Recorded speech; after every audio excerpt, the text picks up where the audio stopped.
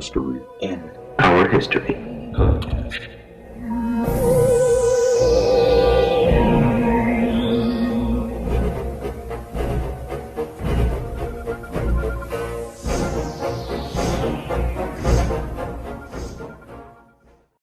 Hey everyone, thank you for listening to the Mystery in Our History podcast, where we take an in-depth look at all things urban legend and conspiracy theory related and how they came to be. I'm J.R. Supa, and joining me as always is Chris Berry. Hello, you lovely people. So on this episode, we are going to be talking about one of the biggest yet very under-the-radar conspiracy theories that are out there today, which is the Mandela Effect. And I know that this is one of Chris's all-time favorites as far as conspiracy theories go. Yeah, I love it. It's just a lot going on with this one. It's all over the place. Yep. So I have my black cherry claw ready to go, and let's get started. Are you sponsored? We're not sponsored yet. Okay. Ooh. Nope, I'm trying though. Plugging those claws, baby. All right. So the Mandela Effect in and of itself is not actually a conspiracy theory, but it spawns them. So in reality, the Mandela Effect refers to a phenomenon in which a large number of people share false memories of past events, referred to as confabulation in psychiatry. The Mandela Effect is unique because it sparks conspiracy theories across multiple topics, and that is, it's not centralized on one thing, like aliens or the moon landing possibly being fake. It's actually just a slew of different theories about what causes this particular phenomena, ranging from timelines colliding, people shifting timelines subconsciously, the matrix running out of memory, reality being altered from an outside source, or countless other things. Yep. And it also varies how drastic basically the memory is. That's different. Sometimes it's something as simple as just like how something is spelled. Other times it's like a line in a movie, location of where something is, or just a famous person's death. Mm-hmm. I personally theorize that it's timelines colliding, but that's just my own little personal theory in there. And that's, so like as Chris mentioned, so we will eventually be doing an episode on JFK, and JFK is wrapped up in the Mandela Effect because there are some people that think there were 4 people in the car when JFK was assassinated, and some people say there were 6 people in the car when JFK was assassinated. So that's one of those false memory examples, and we're going to get into a slew of a bunch of them here. But let's get into first how this all kind of started. So in 2010, a blogger, Fiona Broom, coined the term the Mandela Effect to describe a collective false memory she discovered at the Dragon Con convention, where many others believe that former South African President Nelson Mandela died during his imprisonment in the 90s. Jesus, dude. First of all, Dragon Con. Like this is where this was born, so it's already a bad start. But that's one strike against it. Exactly. I feel that. But it's funny because like people this day still swear by this. They still actually think he died in prison serving his term. Yeah. And it's just crazy because like you said, it's a whole collective of people and not just like one small group. It's just like right. Well, and she found that like thousands of people believed the same thing. And what's crazy is that, like, what's crazy is the fact that it was taking place at Dragon Con. Because, now, is Dragon Con like Comic-Con? Like, do people cosplay as dragons? Like, I didn't do the research on what Dragon Con is, so I have no idea. I'm asking you. I'm deferring to our in-show expert on cosplay, Chris Berry. That's fair. So Dragon Con, I actually don't know what it is either, but if I had to guess, it's either a D&D convention or a furry convention. So it's one of the two. Either way, it's good. I so badly hope it's a furry convention and they only dress as dragons. Yeah, just dragon furries. That'd be great. Are they still furries at that point? Scalies? Scalies. Ooh, I like that. Coin that. Done. Anywho, I think that's a new record for fastest tangent that we've gone on in a podcast.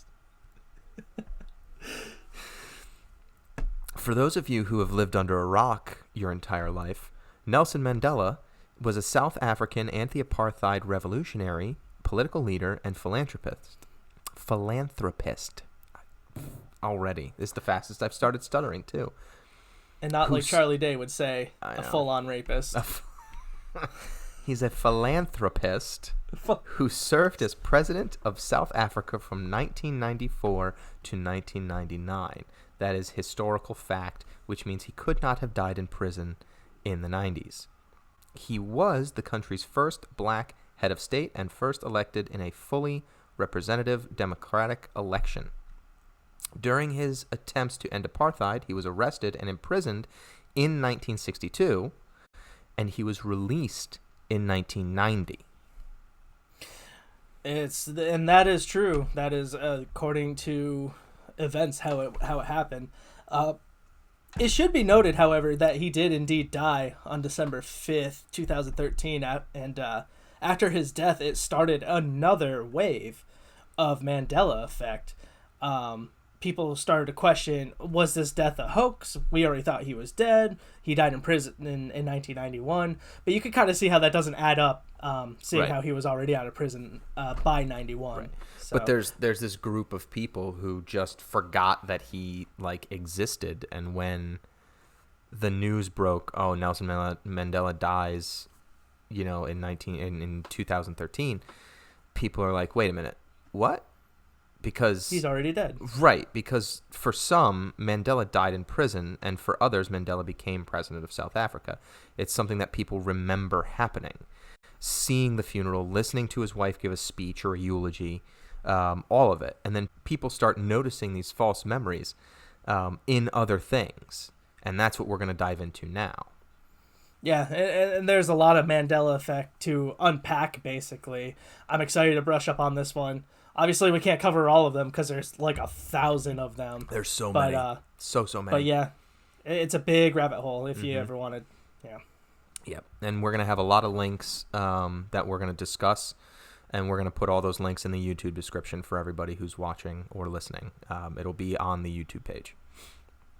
Now, the most, arguably the most famous, but definitely the most debated and widely discussed topic in the Mandela Effect is the Berenstain versus Berenstain Bears, because it's essentially the premise for the main conspiracy theory behind the Mandela Effect, which is the multiverse. Yeah, and this is the one I believe the most because, I grew up on these books, man. I feel like I would have remembered, but I guess that's what we all say when it comes to Mandela Effect, so it's Correct. So the Berenstain Bears, We Are Living in Our Own Parallel Universe, is an article written about this particular theory back in 2012. And in the article, the writer deep dives into the theory that multiple universes have collided, but not in a major way, which is causing the melding of the two Berenstain Bears universes. Now, the author goes into a bunch of really weird math to try to explain it, but we're not going to get into all of that. It's not like the Ancient Aliens where I read that ridiculous long explanation of the lunar calculator. But that was we will. Cool, though, man. Yeah. Well, it was really cool. This guy's a quack, but that other stuff was really interesting. But we are going to post a link in the YouTube video description, so if you want to read the article, knock yourself out. Interestingly enough, though, this particular theory is also a central theme in Stephen King's The Dark Tower series, and that was written way before 2010 when the Mandela Effect was kind of coined. So I thought it was kind of interesting that this premise of multiple universes kind of colliding in on each other was around, living in Stephen King's mind, and then it became essentially the main conspiracy theory for the Mandela Effect. Yeah, and this also falls into the same realm of, I don't know if you ever heard of this one, but the time traveler or the guy who hopped timelines, who came from another dimension, who claimed that he had a Beatles record from, in his timeline, the Beatles never broke up, John Lennon never died. and they kept making music, and he had on him music from the Beatles. But that was a proven hoax. They basically deconstructed the music, and it was just spliced together other Beatles songs. He was just a crazy person. Yeah, so again, like those equations, the proof here, like to Right. the average Joe, it just looks like rambling, you know? Yeah. I'm sure there's something there, but... Right. Well, and like we said, the Berenstain Bears are probably the most popular. And there's a lot of kind of proof, if you will, out there to support this particular theory. Everything from tapes that have both spellings on the titles to stuffed animals that have both names on the tags. And we'll put those on YouTube. We have those pictures as well, so you'll see them on the screen.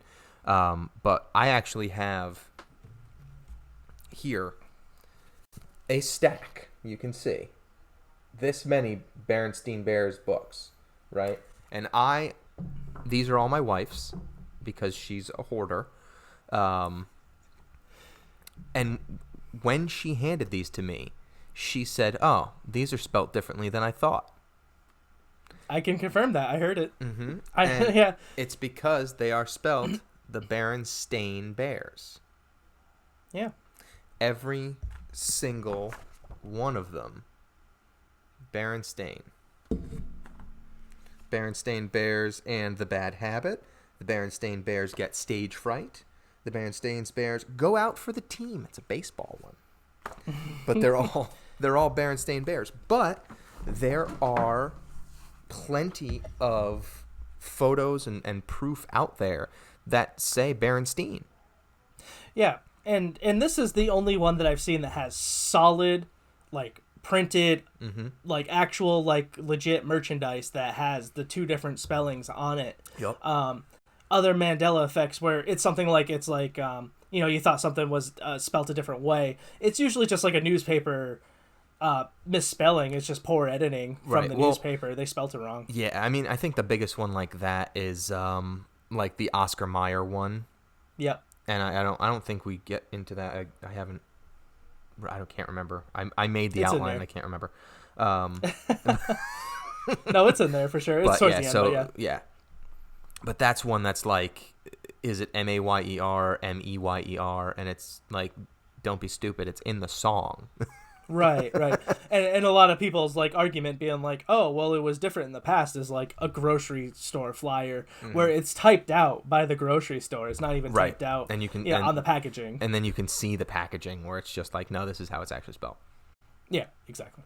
So yeah, but there are also there's also quite a few others that kind of support this theory and feed this conspiracy theory of colliding universes. One of which is August Rodin's The Thinker. And it's, where is his hand? Is it on his forehead or his chin? Is his hand closed or is it a fist? Now, if you're listening and you're upset that we're even asking these questions, that's the point. Because you may be screaming one thing, saying that it's a closed fist on his chin, and someone else is screaming that it's a closed fist or an open fist on his forehead. Right. Yeah, this is a good one, and it gets me excited when we come across this one, because this one's another heavily argued one. Mm-hmm. And again, this one has historical evidence of both. Well, and this is the interesting one. This is a interesting one for me because of multiple reasons. The first of which is that Rodin himself describes the thinker in a direct quote. What makes my thinker think is that he thinks not only with his brain, with his knitted brow, his descended nostrils, his compressed lips, but with every muscle of his arms, back, legs, and his clenched fist and gripping toes. So in there, right there, you hear, or you see Rodin says clenched fist. So you would assume it is a fist. And, again, we're posting all pictures and stuff on YouTube, but we'll also kind of describe them for you if you're listening on iTunes or SoundCloud. So we have pictures. And all of these pictures are people who are quote unquote imitating the thinker. Yet you can see in the picture, right? You see a picture of the thinker, and his fist is clearly on his chin. But all of these people that are imitating him have their hand on their forehead and not their chin. So why is that, right? Are they just stupid, which is a complete possibility? Or do they actually see the thinker differently because of this whole multiverse colliding concept? Yeah, that's kind of where my theory is, right? The picture exists, but it was taken on a different timeline, basically where the thinker has his hand on his forehead. Then after the shift, the picture still exists because you were still there that day, but everything in the picture has changed, right? So you're making the same pose, you haven't changed. The statue itself, right, and is the theory anyway. And to elaborate a little more on this particular multiverse theory, so essentially the theory of two universes colliding, because in the multiverse let's say we have multiverse A and multiverse B, or universe A and universe B. So we have Earth A. Now, Chris and I live on Earth A. And on Earth A, our thinker has his hand on his chin and it's closed. Now we collide with universe B. And universe B, their thinker has the hand or the fist on his forehead. So what happens when two universes collide, according to this theory, is that it's like Highlander. They can only be one. So once the universes collide, either Earth A Chris or Earth B Chris will be left. Now, if Earth B Chris is left, all of a sudden, Earth B Chris is going to say, no, thinker has his hand on his forehead, and Earth 1 JR, Earth A JR, is saying, no, it's on his chin. And that's what essentially sparks this mass confusion or false memory, because we're assuming we're in our universe, but our universes are different. Yeah, I agree. Yeah, exactly. That's pretty much spot on. Yeah. On that. And it's a little far-fetched and it's kind of hard to fathom, but that is the actual conspiracy or the actual theory behind this particular conspiracy. So now George Bernard Shaw, who was an Irish playwright, opened numerous doors for a young photographer, Alvin Langdon Colburn, when he arrived in England in 1904, with the ambitious idea of making photographic portraits of all of the celebrities of the day.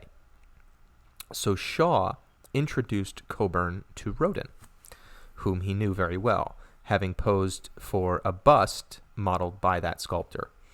So in 1906, the photographer and the writer attended the unveiling of the thinker, and on the way home, Shaw suggested that Colburn make a nude portrait of him. Saucy. Mm-hmm. But it was just an excuse. Yeah, exactly. But in the same pose as the sculpture of the thinker, thereby launching a genre that would actually become very popular in the 20th century. But the interesting thing is, the picture is of Shaw posing with his fist on his forehead. And this was a very respected playwright, clearly not an idiot. So why did he pose differently? He was there when it was unveiled. Right, exactly. Again, what did he see? Or it just really makes you think. Mm-hmm. And also, I'm going to bring up I found a YouTube video for an IBM commercial from, what was it? Like, it was early 90s, late 80s? Late 80s, early 90s. Yeah, it was a very early, I remember this commercial. It was a very early computer. It was like one of the most advanced things for its day, but it had like 500 megabytes of hard drive. Which is laughable today. I know. Oh my god! But in that commercial, it shows the thinker with this hand not really exactly on his head, but more on the side, almost like this. It was, and it's like, and I can't imagine, because the crazy thing is like you look at, is it copyright laws? I don't know if it's copyright laws, but like certain books, like you can just have for free. because they were written before a certain time, right? Like Public domain. Yep. Remember when eminent domain? Is it eminent domain? No, it's just domain. Public Domain. Thank you. Eminent domain is when you're trying to get land.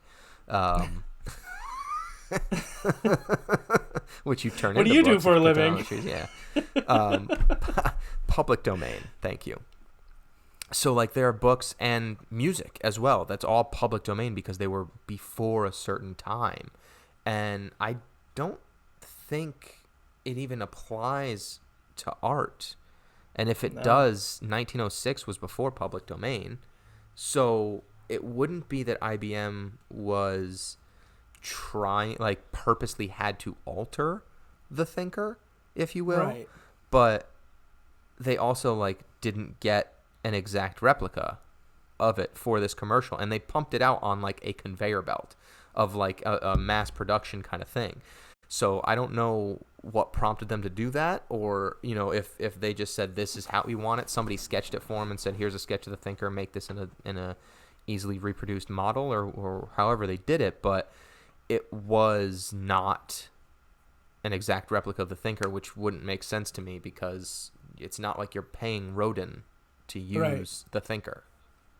So the only two things I can think of is, it's your favorite word. It's residue of another timeline. Fucking residue. I had to squeak that in there, buddy. I know. I hate that term. I hate it. That term gives me the same visceral reaction as the M word. Oh, what word is that? I'm not saying it out loud. It's Okay. when something is not dry. Mm. Don't say it. I nice. won't. Don't be that guy. But my other theory is just maybe those are like fuck up Rodins and they got them for cheap for the commercial since it was on a conveyor belt. Who knows? Yeah, I mean, really? Okay, so next example of the Mandela Effect and universes colliding was actually very, very recent. In, I want to say, May of 2018. So it's the Yanny versus Laurel debate. So one of the most recent examples in history, in our history, of this theory. But instead of the debate being about what people are seeing, it became about what people are hearing. So the mixed recording of Yanny vs. Laurel was created by students who played the sound of the word laurel, as in a laurel wreath, while re-recording the playback amid background noise in the room. The audio clip of the main word laurel originated in 2007 from a recording of J. Aubrey Jones, an opera singer who spoke the word laurel as one of 200,000 reference pronunciations produced and published by vocabulary.com in 2007. The clip was made at Jones's home using a laptop and a microphone with surrounding foam to help the soundproof recording. The discovery of the ambiguity phenomenon is attributed to Katie Hetzel, a 15-year-old freshman at the time at Flowery Branch High School near Atlanta, Georgia, who posted a description publicly on Instagram on May 11th, 2018. And the illusion reached further popularity when the student's friend posted it on Reddit the next day, where everything goes to get blown up. Yeah. Absolutely. And criticized. Sometimes good, sometimes bad. To death, usually. It was picked up by YouTuber Chloe Feldman on her Twitter account, and the rest is soon forgotten history. Yeah, I think I was taking a nap when this happened because I honestly don't really remember a whole lot of it. And honestly, it was I don't huge have for like a week. It was it was essentially the equivalent of like the Popeye's chicken, Chick-fil-A, Wendy's chicken sandwich battle of 2019. Yeah. It lasted for about the same amount of time. The blue or the yellow dress shit that was going around, that kind of stuff. Yeah, I don't know, man. I just chalked this one up to like different octaves, people hearing different ranges. Because my hearing is absolute dog shit, and like I hear Yanny when they say it. See, and I hear Laurel. Yeah, but there is a I'm sure a scientific There's a scientific explanation for it. However, it depends on really you. Now, for the for the 10 people, or 9 now that Chris has heard about it, that haven't heard it yet, we have a clip of it that we're going to play for you now, and so you can see for yourself. It's just going to be a couple seconds. Laurel, Laurel, Laurel, Laurel, Laurel, Laurel, Laurel. Yeah, I mean, you hear Laurel. I do. I mean, yeah, I just hear Yanny. Yeah. So it's weird. And you might hear whoever's out there listening in Radioland. But that's another one. So jumping from that one, we're going to go to a very quick one, which is Looney Tunes versus Looney Tunes. And that is TOONS versus TUNES. So in writing, it's Looney Tunes, meaning whenever you see it in newspapers or commercials or advertisements when Looney Tunes were, first, or not necessarily first, but back in the day when TV wasn't as big, it's TOONS. But if you look at Looney Tunes, meaning the logo, it's TUNES. And here's the kicker. So if one of everybody's favorite movies of all time, Space Jam. Yeah, classic. The Toon Squad was TUNE Squad, not TOOOOOOOON Squad. One too many O's. I just figured I'd keep going. Yeah, why not at that point? Yeah, it's just ride the lightning. Yeah. That's just another one where I would just argue. See, at first, it's just I would argue it's just a typo in the newspaper or but it's everywhere. It's like every newspaper.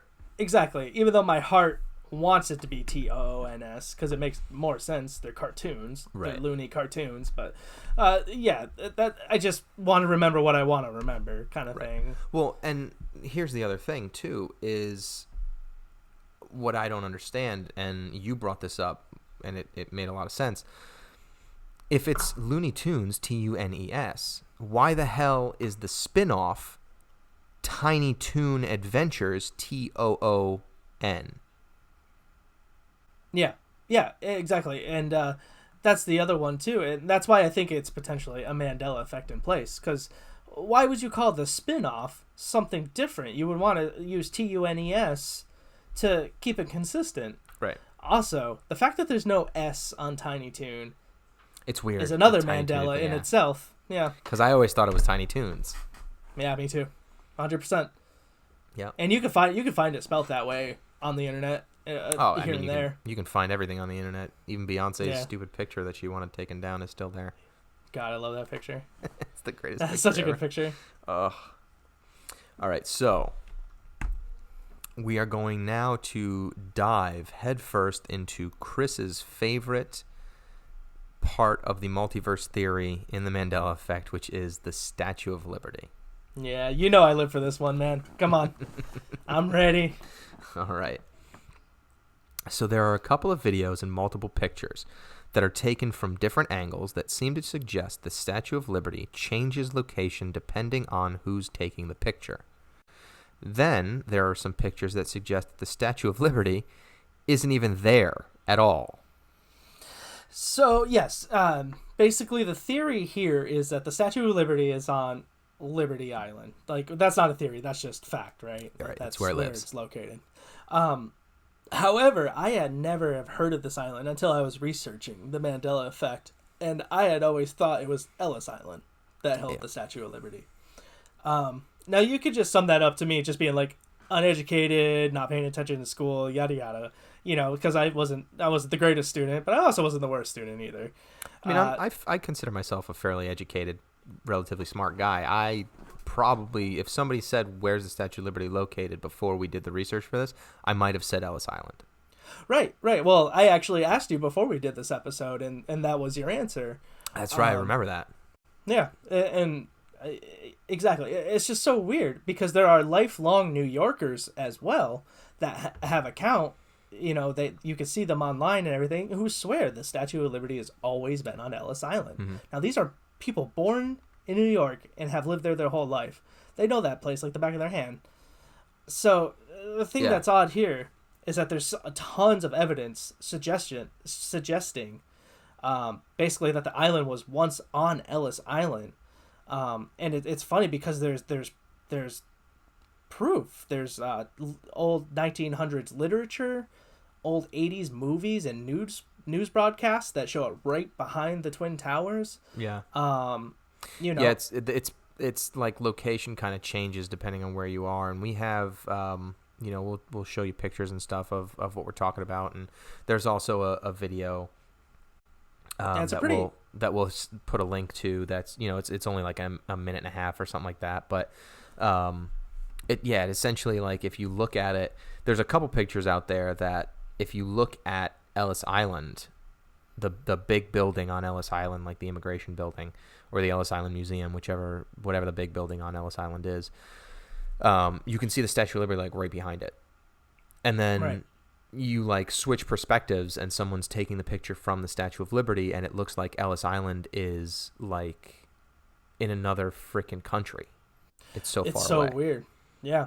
Well, the last one that I think is very suspect is Facebook tags. Everyone's tagging where they're going these days, you know. Oh, yeah, I got to show everybody online that I was at the Statue of Liberty. I'm going to tag myself here, whatever. God, my old man is showing. There's so many pictures of people standing in front of Ellis Island on the mainland of New York, tagged at the Statue of Liberty, but there's nothing in the water behind them, and they're all pointing and posing in front of it. Yeah. But why would they be posing in front of just those pictures open are weird. water? Those pictures are really weird. Well, so and there's the pictures too where like they're on Liberty Island and the Statue of Liberty just isn't there. Right. It's just so weird. It looks like the statue was taken out of the pictures, and it's a rabbit hole that goes deep. It goes deep. I could go on forever about this. Well, I mean, so let's crawl into the rabbit hole a little bit, because on top of the fact that, like, depending on where the picture's taken and the Statue of Liberty kind of changes its location and perception and all that kind of stuff, there's also the torch, right? So, like, that's a huge thing, too. Some people claim to have been up in the torch recently, while others claim the torch has been closed and no one is allowed to go up there. I remember going on a field trip, maybe 5th grade. I don't know. We went to New York City, and we went to the Statue of Liberty, and we were not allowed to go into the torch. We're not allowed to go. It's firmly planted in my mind that, like, you can't go into the torch. See, I've never been, so I don't know, but you can find numerous of people who have they're commenting online, being like, "Oh, it's such a bummer you can't go in there anymore. It's under construction, this, that, and the other." But these people are talking about going into the torch in the 80s, 90s. Yeah. There's people who look like Pano from the torch. Right, exactly. And you could find pictures from the torch. You could find people posting on online. There's a torch cam on the Statue of Liberty too that you can just go into and just like see a view from the torch. But to my knowledge, you can't get up there. Yep, there's Twitter accounts out there. I mean, you gotta dig for them, but there's Twitter accounts out there of people in the torch taking pictures. You know, so I mean, if you dig for it, you can find people in the torch, which is suspect because it's been closed. Right. And not a lot of people know why it's been closed. Well, we're going to talk about that right now. Right. So the reason why the torch has been closed, here's the same thing that we kind of got into, right? So what's the historical evidence of which universe is right? Right? Yeah. So the Black Tom explosion was an act of sabotage by German agents to destroy U.S.-made munitions that were to be supplied to the Allies in World War I. The explosion, which occurred on July 30th, 1916 in the New York harbor, destroyed some $22 million worth of military goods. That's a lot of money back then. That's big money back then. Hell yeah. And so this incident, which happened prior to the U.S. entry into World War I, was also famously damaged the Statue of Liberty.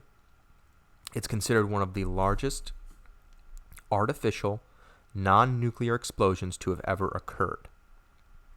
The term Black Tom originally referred to an island in New York Harbor next to Liberty Island. The island was artificial, created by landfill around a rock of the same name, which had been a local hazard to navigation, so they just made it an island, which makes sense.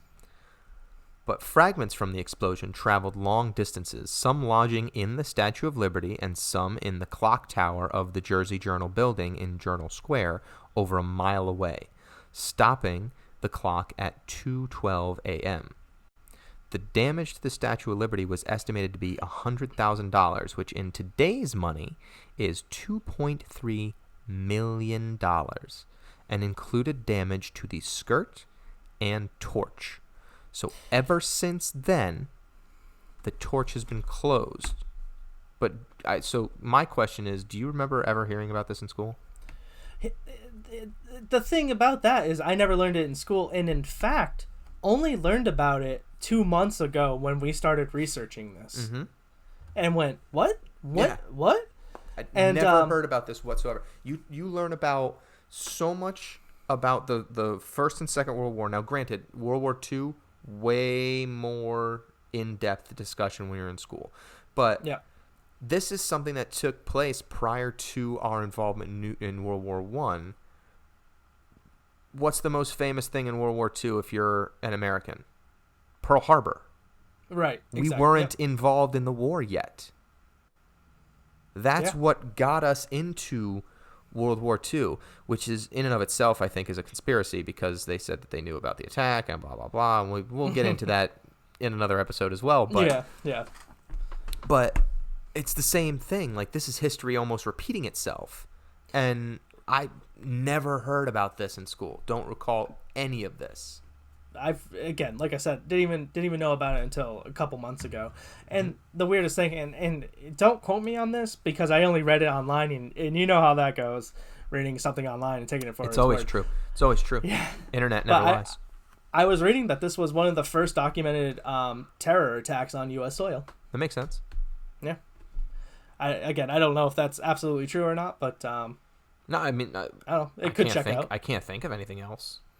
I mean, and foreign terrorism, like domestic terrorism, is a totally different avenue to go down. But as far as Revolutionary War and Civil War, But foreign terrorism, I would assume that it's right. Yeah, I don't know.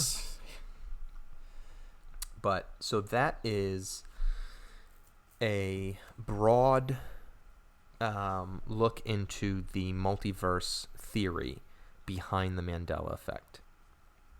Now, another theory that is thrown about is kind of ties into the multiverse theory, but it's actually much more religious and astrological. And so that is the biblical blood moon tetrad. This one loses me, man. So I'm going to let you take the reins. It loses me too, but we have to talk about it because it is something that is kind of accepted in the Mandela Effect theories. But yeah, I'm right there with you. This guy's a friggin' idiot. But anyway, so according to this crackpot, the blood moon tetrad falling on 4 Jewish holy days marks the beginning of the apocalypse. And the evidence given is one of previous biblical tetrads resulting in significant human events. Now, we're going to give you the link to this on YouTube. You feel free to watch all 7 or 10 minutes of it, whatever it is. I think the cliff notes here should suffice, but knock yourself out. So essentially, these significant human events include Columbus discovering the Americas, and the Jews being removed from Sicily during the Spanish Inquisition, Jerusalem being returned to Israel after the 6-Day War, Israel being declared a nation for the first time in like 2,000 years or something like that. The Dead Sea and the Dead Sea Scrolls being discovered. Like all of these took place in accordance with a biblical blood moon tetrad, meaning the blood moons fall on 4 Jewish holy days in like the same year or over the 4 days. It's kind of like it's not like a career Grand Slam. It's like an actual Grand Slam where you get everything in the same year. Yeah. It doesn't count over time. So my big problem with this whole thing is that he's using Bible verses in this video to kind of prove his points. And unfortunately, plenty of people will disagree, I'm sure, but the Bible's not a reliable source. Sorry to tell you. For starters, you can use the Bible to justify some pretty fucked up shit, like killing women with rocks for nothing. Really nothing. Condemning gays. Neither of which of those two things is really cool. Yeah. You know what I mean? It's a book that's meant to be interpreted however you take it. Right. And unfortunately, if you're a raging bastard of a human being, you're going to interpret it like a piece of shit that you are. You interpret it literally, and you ruin other people's lives as a result. Yeah. So, is it a conspiracy? Yes. Is this guy probably a complete wackaloon? My vote's yeah. Probably. Yeah. Yeah. And again, I got to admit, I'm pretty blind when it comes to religious things and conspiracy. Now, I didn't grow up with religion at all. Right. So it all seems like a conspiracy to me. Not to say that it's not legit. And you know, I'm not going to sit here and say, like, you know, you're wrong if you believe in religion. I believe to each their own. And you know what? As long as you're doing something positive with it, have at it. As someone who spent 16 years in Catholic school, growing up, right? So from 2 years old to 18 years old, I was in Catholic school. There are a lot of loopholes. Yes. Like all you got to do is pay attention, and there's so many loopholes, and that's the thing. So like if you talk to anybody who has any kind of a brain that's involved with the Catholic or the Christian church, right? They're the first person to tell you, like, this is a book. It's historical in essence, right? In its essence, it is a historical account of things that happened.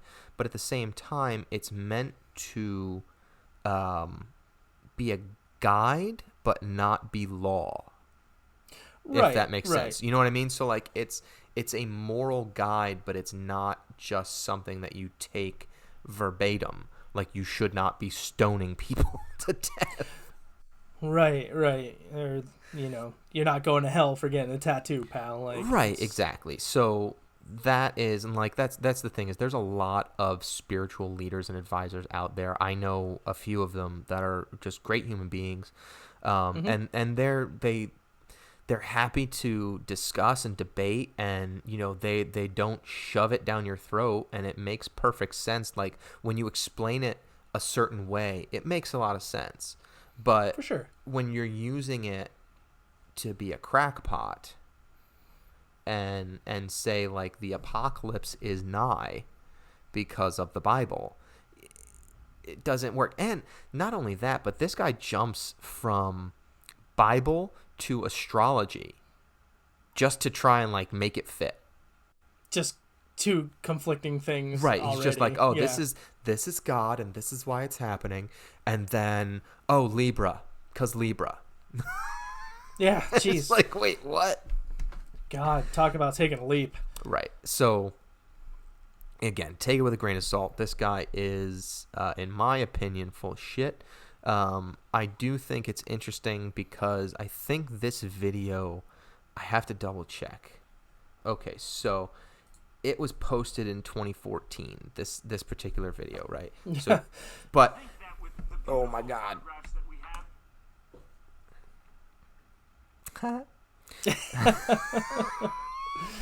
Anyway, it was posted in 2014, and what makes it interesting is that kind because he's justifying the apocalypse. Remember, the apocalypse was supposed to happen 12/20/12 or 12/21/12 Yes. or whatever it was, right? Yes, we I were, do. We were all Yeah. supposed to die. Mm-hmm. That's when the Blood Moon Tetrad started. He's saying that it's the start of the apocalypse. In other words, that date was just a significant date, meaning it's the beginning of the end.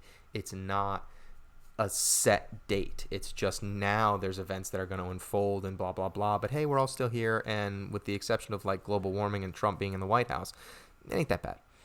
Hey man, like listen, we're 7 years in, and we're all just waiting at this point, man. Mm-hmm. So it is what it is, but you know, do what you want with it. Conspiracy 3, and this is my favorite of all these conspiracies because I think it's the most fun. However, I will say as a Stephen King fan, I think multiverse is the most believable.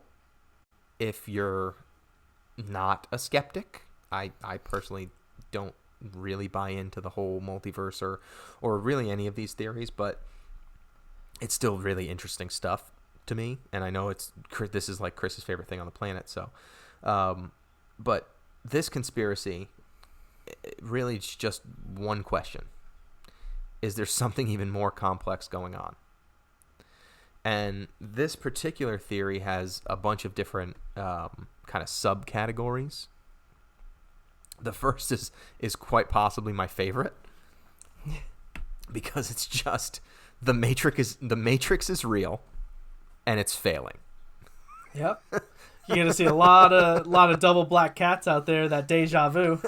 I think some glitch. That's like the best theory to me. It's so funny because like I love those movies, but like when you think about it, fun. If the Matrix is real and it's failing, then the code is getting corrupted, but it's not a massive breakdown. Right. So people are just going to remember or see things differently because the code's just corrupted for some people. Right. Exactly. So I think that one's kind of the most fun. The other option, it's certainly goofy. Yeah. Another theory is extraterrestrial interference. And as we discussed back in our Alien series, a common theory about aliens is that they were here to study us. And perhaps some of them weren't actually aliens at all, but rather they were time travelers that are here trying to keep us from wiping ourselves out. And if that's the case, it would kind of make sense that they would want to perform some minor experiments to see how it alters the timeline before doing anything drastic. But that's also kind of a little bit of a reach. Or is it? I mean, again, back from the Aliens episode, again, the time travelers, time travelers and the whole ripple effect or the butterfly effect, if you will, you know, when you change something, even if it's something very little and drastic, it could change something as big as a spelling of a cartoon or, or something big as like where the Statue of Liberty is. I don't know, man. I don't think it's that far-fetched, if I'm being honest, especially if they're fair. truly time travelers. Yeah. But it is fair. But this is quite possibly, I think, Chris's biggest pet peeve in this whole Mandela Effect thing. And that is the last conspiracy that has to do with the Mandela Effect, which is CERN. Now, I don't speak French, so first I'm going to butcher what it says as the French, why CERN is fuck it. Conseil Européen pour la Recherche Nucléaire, or the European Organization of Nuclear Research. CERN.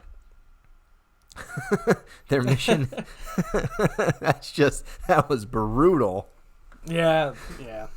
Their That's mission, okay. I couldn't have done any better, dude. Their mission is stated as 1. Provide a unique range of particle accelerator facilities that enable research at the forefront of human knowledge. 2. Perform world-class research in fundamental physics. 3. unite people from all over the world to push the frontiers of science and technology for the benefit of all.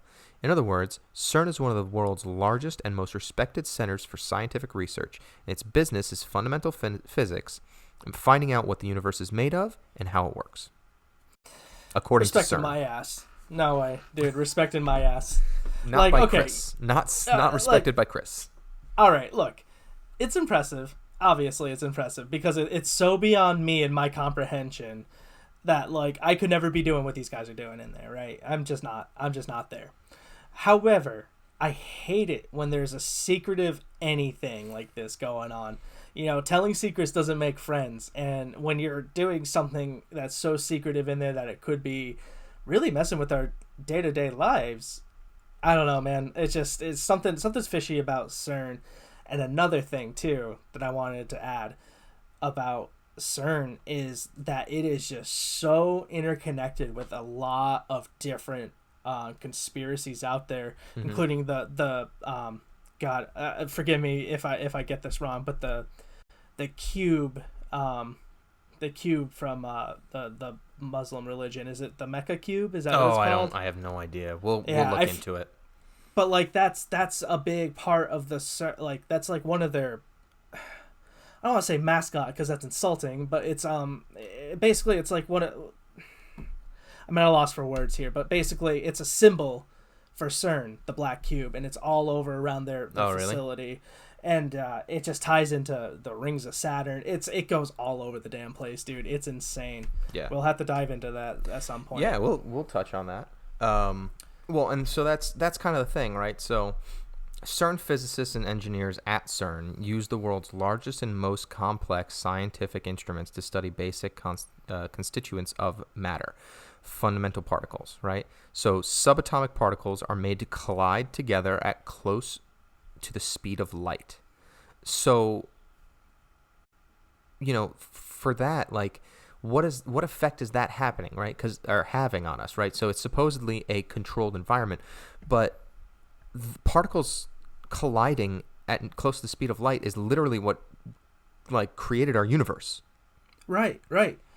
And just to keep that all behind closed doors and not have any open research notes or anything. Well, because they answer to no government. They answer to no outside anything, organization at all. So it's like, you know what I mean? It's another one of those black budget. Yeah, but they could be doing anything, and the effects of that, they never have to divulge. It's like when there's a friggin' car recall because, like, there's the only time a car gets recalled is because there's a memo saying, hey, by the way, this seatbelt is going to break and millions of people are going to die. We should recall this car. If nobody says anything, people just start dying and the car doesn't get recalled. Right. You know what I mean? Like, they take their freaking chances. So these guys, there's no, like, hierarchy that they're sending memos to. So they're just like, yeah, let's just, see what happens. We'll collide these two particles and fuck it. Yeah, and who cares what it does? Because we don't have to answer to anybody. Right. We'll just keep it quiet. Right. Well, and that's why all of this is good and all, but, like, what does it mean? And that's essentially, the question that we're asking is, like, so that's great that you guys are doing all this scientific research and on the forefront of, like, figuring out the universe, but at the same time, what are you doing to Earth or the people here? Like, is it having any effects? And there's no real way to find out. But so the question really is does the Mandela effect just affect younger generations more than older generations? And if so, then how do we explain things like the Looney Tunes or the Monopoly guy monocle, right? Because that's a huge thing. Well, that's not a huge thing, but, like, does he have a monocle or doesn't he have a monocle? Yeah, I mean, most people would say yeah, but he doesn't. He just does not have one. There is no monocle on the Monopoly guy.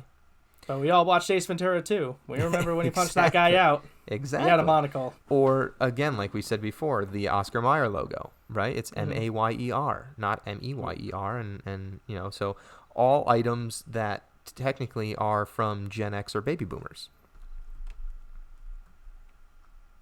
So could it be that millennials and Gen Z are just uninformed or a misinformed group? I think that's definitely a possibility. Speaking as a millennial. Yeah, definitely a possibility. Again, but there's too much. it's- There's too much, quote unquote, evidence to just keep it at that. Right, and it's just so suspect again that Yeah. it's a bunch of people who never have spoken to each other saying, "No way, man, I remember something Right, else." these people are all meeting each other for the first time, unless they are actually furries, at which point they're probably meeting each other for, multiple times. But Gotta shut the hot tub down. the other question is was Stephen King right? Did this parallel universe, are they collapsing on each other, much like the wheel in his Dark Tower series? Or possibly are people just stupid? And Maybe. these are all the questions, and we're going to leave it up to you guys to decide what you guys think. But that is essentially the Mandela Effect. Again, we'll have there's links and photos and everything will be on the YouTube page. But that's all for this week's episode.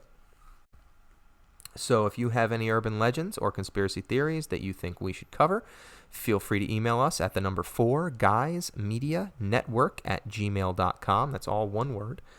Please make sure to subscribe and rate us on iTunes. Click the like and subscribe buttons on YouTube on the 4 Guys Media Network page, or check us out on SoundCloud by searching MIOH Pod. It's all one word. Thanks for listening, and we will see you next time on the Mystery in Our History podcast. Bye. Adios.